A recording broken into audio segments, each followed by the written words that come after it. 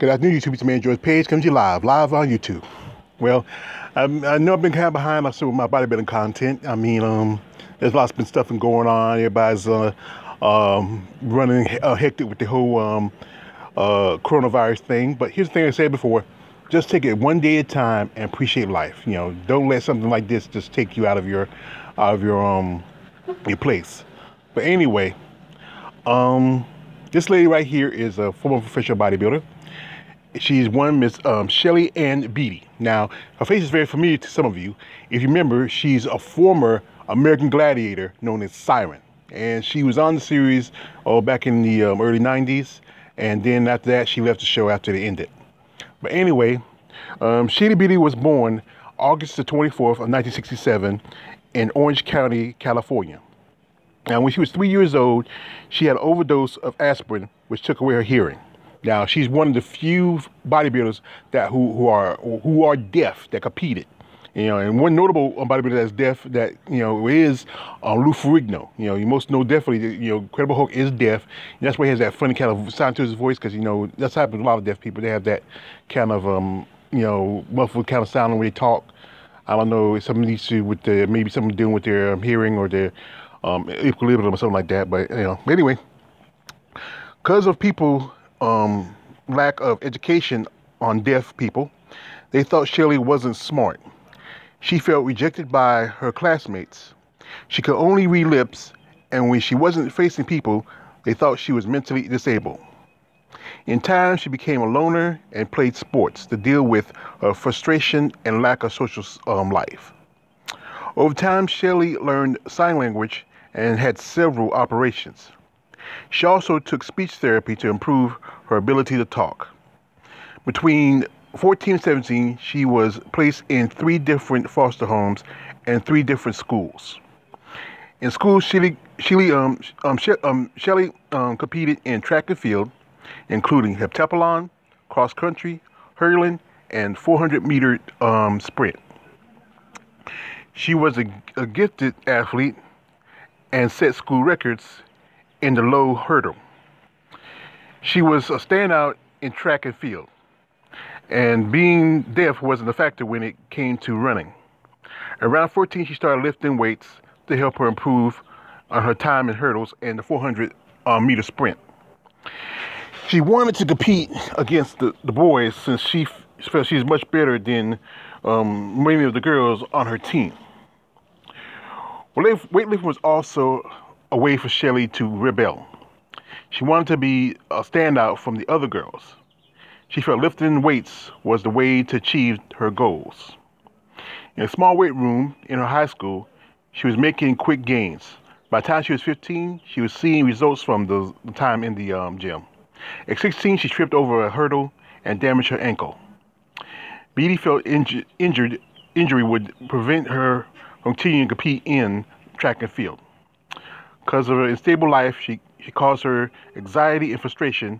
Weightlifting helped her cope with her situation. Now, that's the thing with it. You know, sometimes a lot of bodybuilders will tell you their passes, they had, you know, hardships, abuse, sometimes mental or physical, maybe even both, and they found an outlet for it, especially working out, lifting weights. They want to be bigger, stronger. You know, it's just, this is one of the things that there's a lot of mental anguish as being a bodybuilder. You know, many, like I said, talked to a couple of my friends who are female bodybuilders, and they said that, you know, there's a lot of, you know, some mental and a lot of mental issues when it comes to being in the sport. And that's the reason why many of got in sport, just because of that, you know.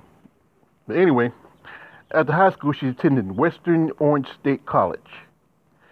And from 84 to 88, you know, during the time, she focused on weight training and powerlifting to help deal with emotional challenges.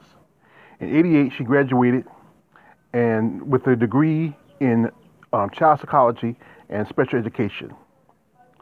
At Western, she also studied jazz, dance, and choreography, and also joined a dance company.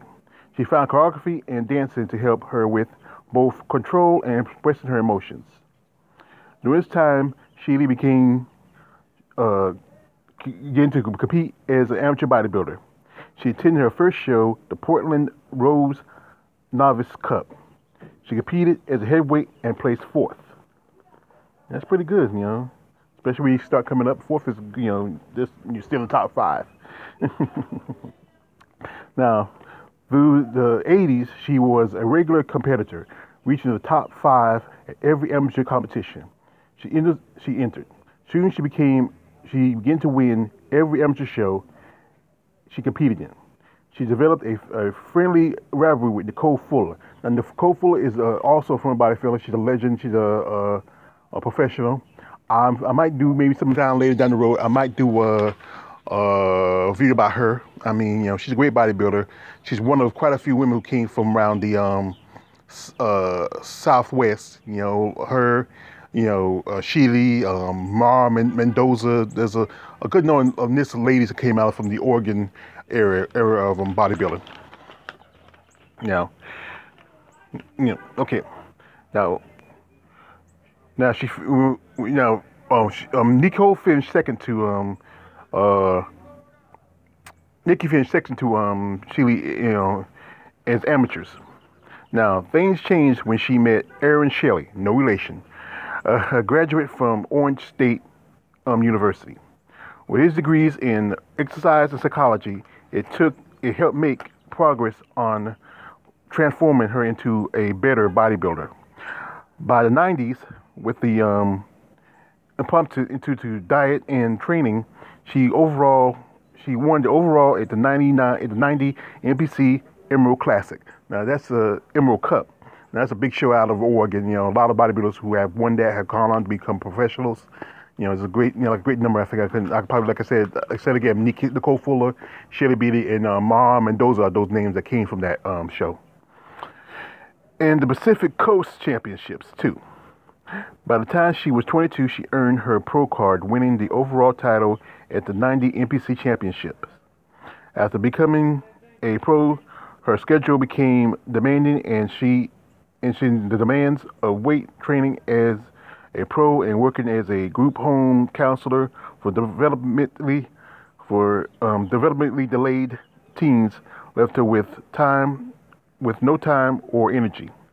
She had to schedule workouts around her job and finally received a sponsor by a major fitness company, which helped her to become more financially stable. It allowed her to quit her jobs and to follow her much more normal training schedule. Now, Shelley soon became known for her great genetics as well as a graceful artistic presentation. Now, she's one of the great posers. You know, there's a lot of great lists of great field bodybuilders that are posers, and she's one of them. Anyway, she credited her genetics to her athletic family for her physical abilities. She found some problems after winning the 90 NPC US. Politics at the IFBB made it impossible for her to compete at the Miss Olympia. Now, generally used to be, when you win one of the amateur shows, especially one of the top shows, it used to be you get a automatic buy, and that's your pro card, you get to go to Olympia. That's how in 90, when Linda Murray won the, I think it was the 89 North American show, was one of the shows she won, and that's when she competed at the Miss Olympia. Now, this is possibly that if Shelley competed that year, she would have probably maybe, you know, won Miss Olympia, you know, but you know that was Linda's show. Anyway, it was impossible to compete at the 90 Miss O. She was unhappy when the contest promised were not fulfilled.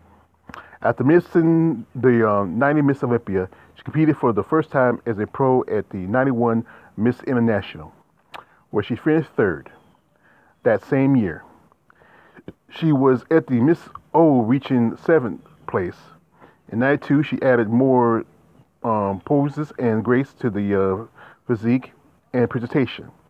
That year was achieved her highest placing as a pro bodybuilder by coming third.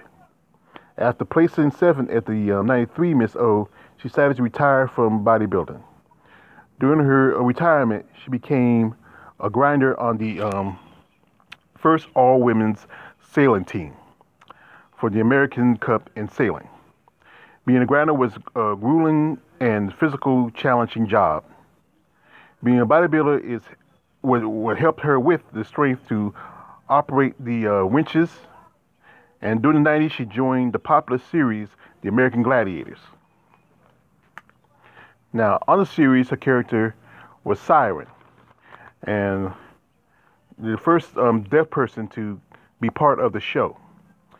She was on the show from 92 to 97. Because of her deafness, the refs had to give her visual cues.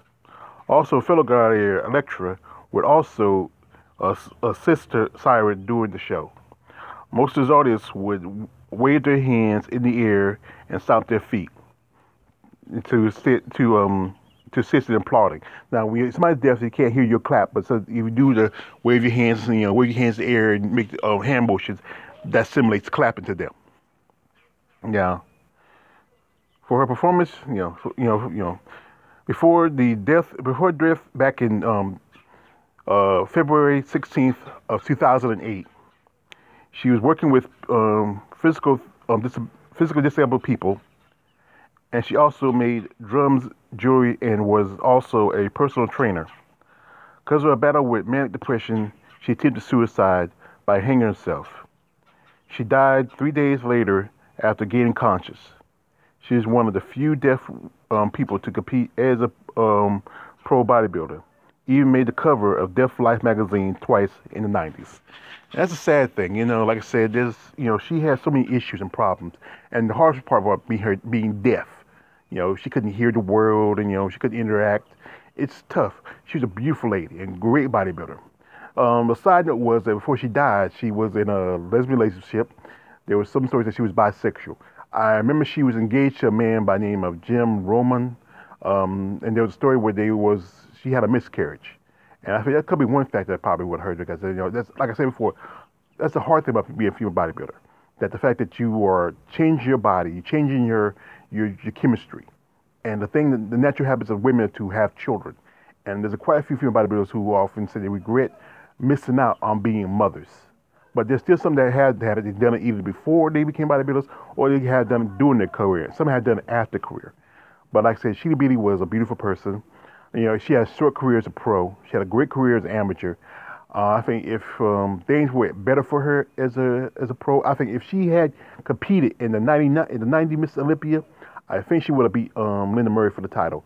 And I think she would have had a great history. But I think there was politics involved in it. I think they like the idea of maybe a deaf woman becoming a Miss Olympia. I don't know. I can't say, but that's just one of my theories of it. It's always prejudice against people with disabilities. You can walk, you can't stand, or whatever else. If you're deaf, you're blind. But I think she's in a better place, and and it's just sad just to lose such a great legend and a beautiful person. Rest in peace, Shelley Beattie. It's your man George Page. Like, subscribe. Don't subscribe. I'm out.